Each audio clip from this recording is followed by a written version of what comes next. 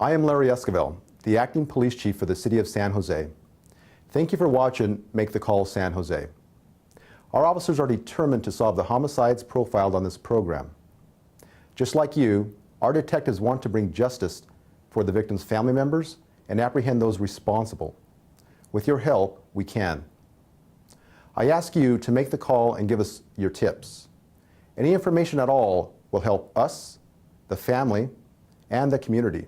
Please, make the call. 837-820-584.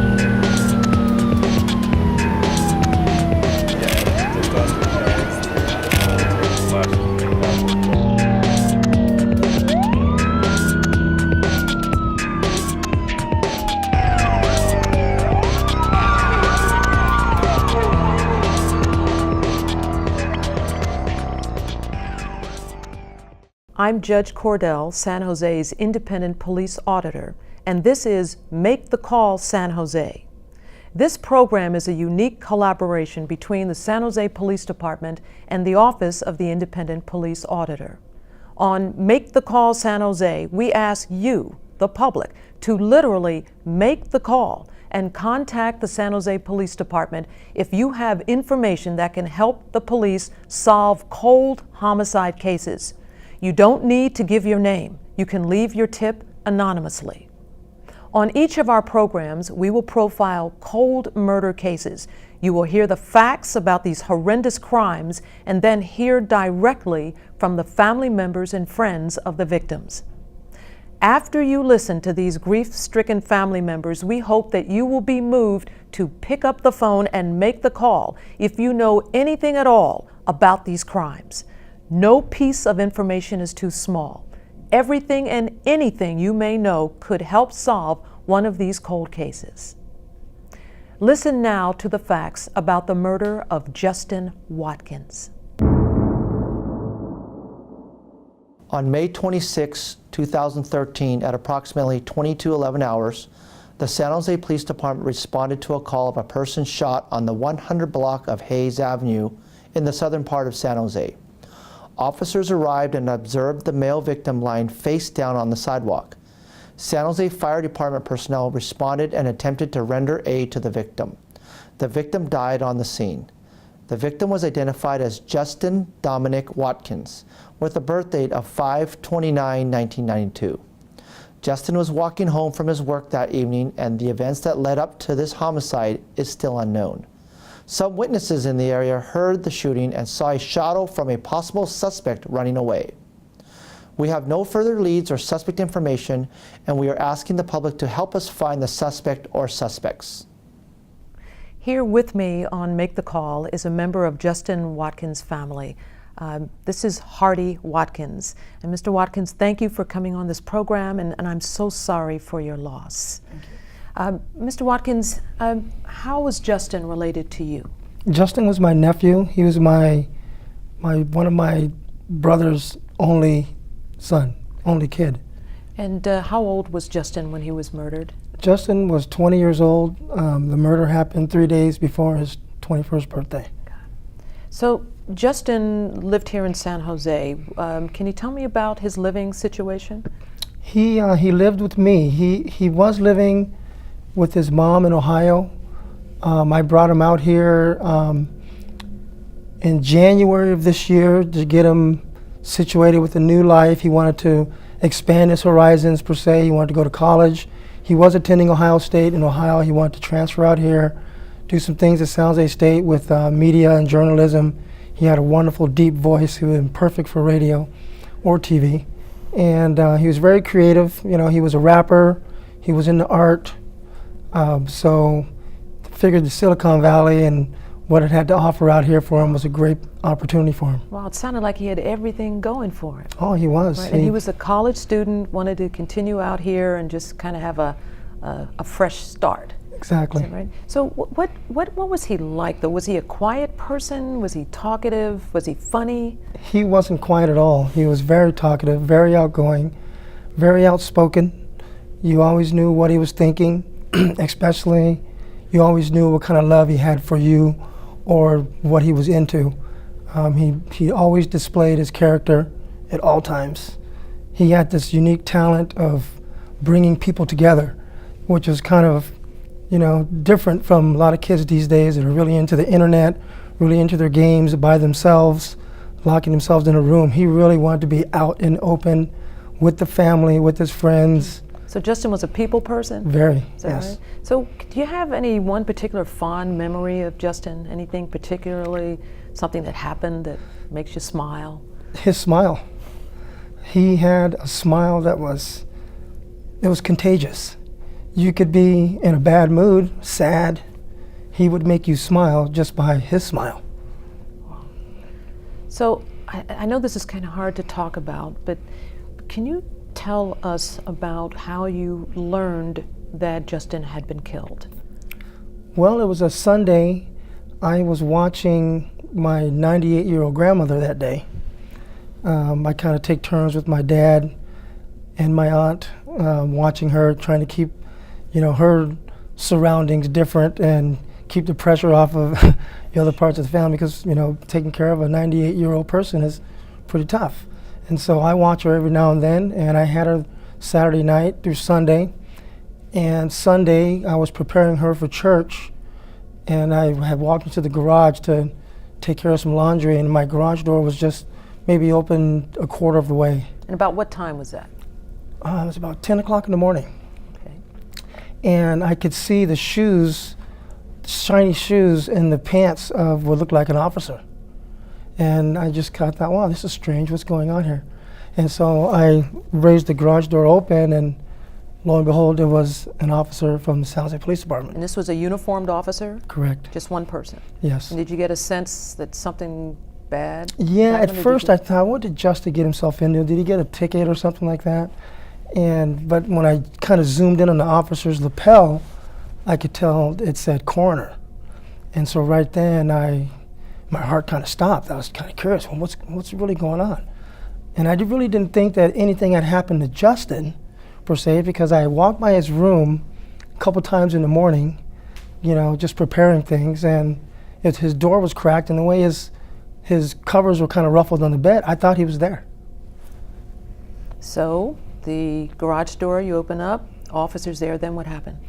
They asked me who I was, and I told them, and they asked me, did Justin Watkins live here? And I said, yes, he did. I said, is there a problem? He said, can you check and see if he's home? And I said, oh yeah, he's sleeping upstairs. And he said, could you go double check? And so I went upstairs, and when I pushed his door open and he wasn't there, So what did you do my then? heart just broke. What did you do then? I came downstairs, I looked at my grandmother sitting there, and she's wondering what's going on, and I just kind of had to, avoid telling her anything yet. And so I went outside, talked to the officer. And what did the officer tell you? He told me that there was some gunshots fired, and one struck Justin, and he wanted me to identify the body, so he showed me a picture of Justin laying there. So let me get this straight. So you go to the room, Justin's not there, you still don't know what's going on, you go outside, and you're standing up talking to the officer, and that's when you're told. Yes, And you were then shown a photograph? yes. Unfortunately, that's the last vision I have of Justin, and it almost haunts me in a sense, because I see that picture of What him. did you see? I saw him dead. I saw him laying there on the sidewalk. All of his extremities were excreting fluid, and it was horrible. So after you looked at this photograph, did you then tell the officers, yes, that's my nephew? Yes. And then what? And then I was kind of at a loss for words. I said, what happened? And they really couldn't say much. They didn't know. They told me the street that it happened on, and right away it triggered a bad vibe inside of me, because Justin came from a rough part of Ohio, and he was used to being around ghetto per se, or violence, youth crime, and he had managed to avoid that. And when he got out here, it was supposed to be a whole different scene, the big city, lots of opportunity. But I told him, I said, things can happen really quick out here, and there is violence. And I brought him around different neighborhoods in the area, told him where he should be and where he should not be. And it just so happened that the street he was killed on was a street that I brought him by numerous times and said, do not get caught on this street. Oh dear. Wow. And then there he was. Wow. So, Mr. Watkins, so far, no one has come forward with information about Justin's murder. Is it your belief that there were witnesses and there were people who know? There were people there. I've talked to a couple gentlemen who actually held Justin's hand and his head as he passed away. They heard Justin's last words, which were, take care of my daughter, because he has a 1-year-old daughter. And so I talked to those guys, and everybody it seemed to have a same general perspective of what was going on. There were kids in the street conversing, laughing, listening to music, moving around, and then there was some arguing going on. There were kids on the corner. So there were people around. So no one has come forward. So just what do you have to say? If one of the viewers is somebody who knows something, what do you want to say to that person or people? I would like to say, just imagine it was your son, your grandson, your brother, your nephew. What would you do? How would you want not only for him to be remembered, but how would you want this case to be settled? You wouldn't want to be sitting there wondering, does anyone know what's going on? When you know that there are people around, somebody knows something. Mr. Watkins, I thank you for being on our program, Make the Call San Jose, and I echo your plea. The Watkins family is hurting. It's time to break the silence and break open this cold case. So please do the right thing, please, and make the call.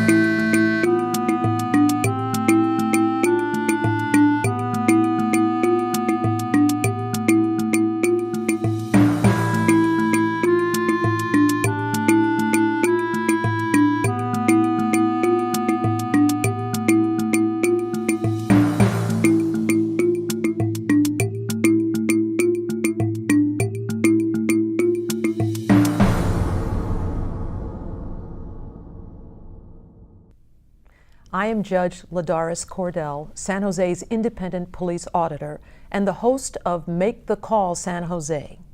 This program is a unique collaboration between the San Jose Police Department and our office. On this program, we reach out to you, our viewers, and ask you to make the call to the San Jose Police Department if you have any information that can help the police solve cold homicide cases that we profile on this show. You don't have to give your name. You can leave the information anonymously. We'll tell you about the cold homicide case, and then you will meet the grieving family members of the victims who need you to come forward and make the call. Here is what happened when Anthony Santa Cruz's life was tragically ended. On February 13th, 2013, at approximately 3:14 in the afternoon, the San Jose Police Department responded to the area of North 21st Street at Julian on a report of a person stabbed. Officers arrived on scene and located 17-year-old Anthony Santa Cruz, suffering from at least one stab wound. Several family members attempted to revive him, to no avail. Victim Santa Cruz was pronounced deceased at 3:29 p.m. A preliminary investigation revealed Mr. Santa Cruz was involved in a physical altercation with at least 2 male suspects. During the altercation, Mr. Santa Cruz was stabbed. The suspects fled on foot and remain unidentified and at large. Investigators are still actively pursuing any and all leads. With me are Elsa Lopez, Anthony's mother, and Angelina Santa Cruz, Anthony's sister. And I thank both of you for being on Make the Call San Jose, and I'm so sorry for your loss. Thank you very much. So I'm going to start with the hard question. Okay. Will you please tell me, how did you find out that Anthony had been murdered? I was in a training downstairs at work, and somebody paged me, so I went upstairs. And what time of day was this? This was around 3:15. They had paged me, and then I got the phone, and it was my niece screaming on the phone. What was she screaming? She saw, your son has been stabbed. And I said, my son has been stabbed. I just let go of the phone, and I have a niece that works with me. And I ran to my office, and my niece looked at me. She said, did you get the call? And I said, yes, and we just rushed out. I work on 7th and Virginia, so I work 5 minutes away from my mother's house. So we jumped in the car. I was crying. I was praying all the way. I just started praying all the way over there, and I got to the 21st Street, and by then the police were there, and it was blocked off. And I told him, my son is in the house. I need to get to my son. So you pulled right up there? I pulled up at the corner, and I ran under the tape, and I said, I need to get to my son. My son has been hurt. And you said tape, that would be the crime scene tape, Correct, that yellow the tape? crime scene tape, and the cops they were trying to hold me not to go, and I said, I need to be there with my son right now. And so I ran. I finally got through the tape. I ran to my mom's house. They had the driveway blocked off, so they didn't allow me to go to the house, but I can look in the house and I could see my son laying down, and I could see the paramedics working on him. And I asked them, I said, please let me go in there and let me see my son. I asked if I could pray for him. And the police officer said, ma'am, we can't let you go. This is an investigation. At that time, I seen the paramedics. They stopped working on my son. And I said, he's gone. He's gone. And they still wouldn't tell me that he passed, but the paramedics, everybody walked away from him. And there was nobody working on him. And you were still standing outside? Yes, right at the driveway where I can see exactly what's going on. And I said, please allow me to go in there and pray for my son. That's all I'm asking. I know my son is gone because there's no movement. There is nothing. And a helicopter, the news was already there. It was so quick because the media was already there. And the police officers just grabbed me and they said, ma'am, we need to go down to the station. I said, no, I need to be here with my son. I need to pray for him. So the arguing back and forth with the police officers, at that time you're not thinking that they're there to help you. All you're thinking is get in that house. Right, and they're trying to do their job. And they're trying to do their job, and they're trying to helped me, but at that time I didn't understand it. They finally got me in the car. They took me to the station, and they told me they put me in the car. They took me to the station. There was over 35 witnesses in the station. It was like a hallway full of students, and I'm like, what are all these kids doing here? And they said, these are all the witnesses. I counted over 35 kids there in the hallway, including adults. There was a VTA bus, and they pulled that bus over because where it happened, it was broad daylight, and school had just got out. So there was plenty of witnesses there. So we're going to talk in a little bit About why that. nobody's talking. Okay. Yes, and so then the detectives, I was crying, and I was asking them to call my pastor. My pastor immediately showed up, and then when my pastor got there, that's when they told me my son was gone. It's the hardest day of my life. The worstest day of my life was when they told me my son was gone. Angelina, how did you find out? My cousin actually called me first, but I didn't think it was that bad. What did your cousin tell you? She just said that my brother got stabbed, so I immediately grabbed my keys and jumped in the car. I didn't know till in the middle I was driving, and my friend called me and she was like, I'm so sorry, and I was like, what are you sorry for? I didn't comprehend it. So, sorry. This is hard. This is really hard. And I hope that our viewers appreciate how difficult this is to lose a child and to lose a brother. Ms. Lopez, you have a daughter, Angelina, and do you have any other children? Yes, I have a son, Angel, and he is 19 years old. Now, Angel was going to participate in this program, but he's not here, and why is that? He's too emotional. To him, it's too hard. It's too hard to talk about. That was his baby brother. They were a year and a half apart. How old was Anthony? Anthony was 17, Angel was 18. And it happened that every day I would pick up Anthony after school. What happened that Angel had just came from somewhere, and he had pulled up to my mom's house. Angel had no idea that what had happened. And when he pulled up, he seen the cops and the news media.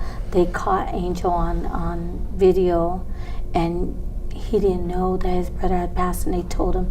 So they caught him right on tape. So it's too difficult for him to talk about. I want to now talk about something maybe it's a little easier to talk about, and that's about Anthony. Like, who was Anthony Santa Cruz, and what kind of a person was he? Was he funny? Did he talk a lot? Was he quiet? What was Anthony like?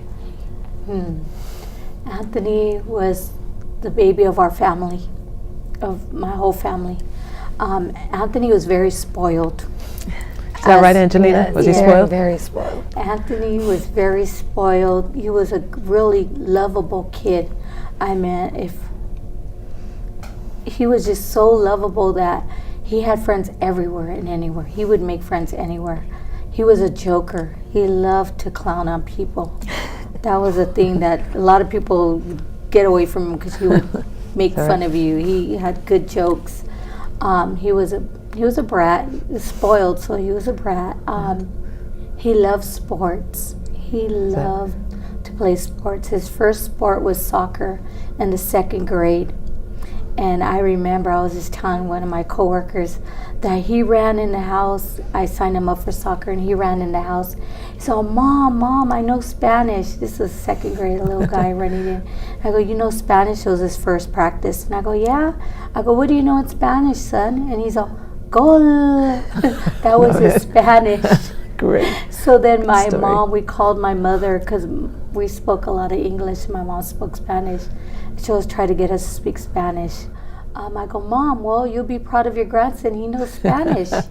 And I go, Anthony, get on the phone and tell Grandma you're Spanish. And she gets on the phone, and she's all, let me hear it, mijo.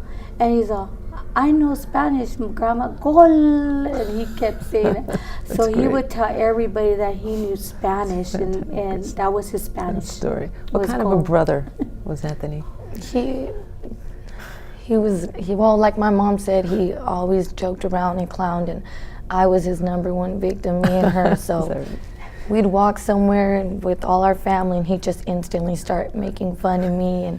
But he did it in a way like not to embarrass you. You laughed with him, like it was funny with him.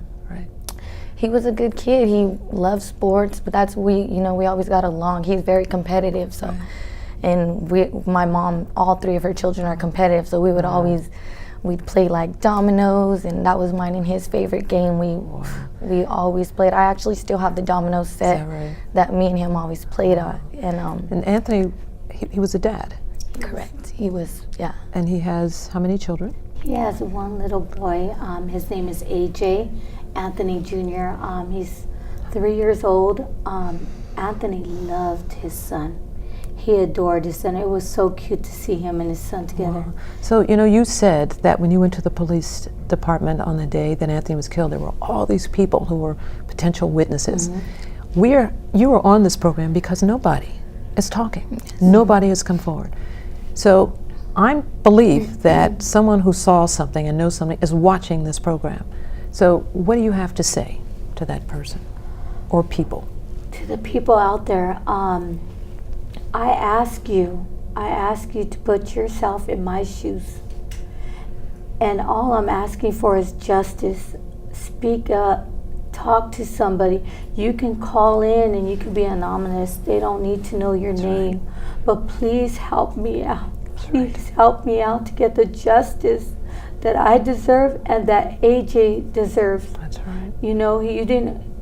I need that justice, and I need for you to cooperate and to speak out and come forward. And if you, the person that did this to him, if you are scared and you're afraid, I understand that, but you need to turn yourself in. Please turn yourself in. Angelina? I would just want to say that we ask for anything. It's anonymous. We will never be the same. Our life will never be the same, but at least we can have that little bit of peace in our family, and we're all very close, and we just need anything you've seen. Nothing's too little, nothing's too small. Say anything, please. If there are people watching this program who have information about Anthony's murder, we ask that, consistent with what they've just said, please come forward. We live in one of the safest cities in this country. But as long as you keep silent, these murderers, they get a free pass. And you know that is not right. Please make the call, because no one should get away with murder. That's right. I am Judge Cordell, San Jose's independent police auditor and the host of Make the Call San Jose. Thank you for watching. Thank you.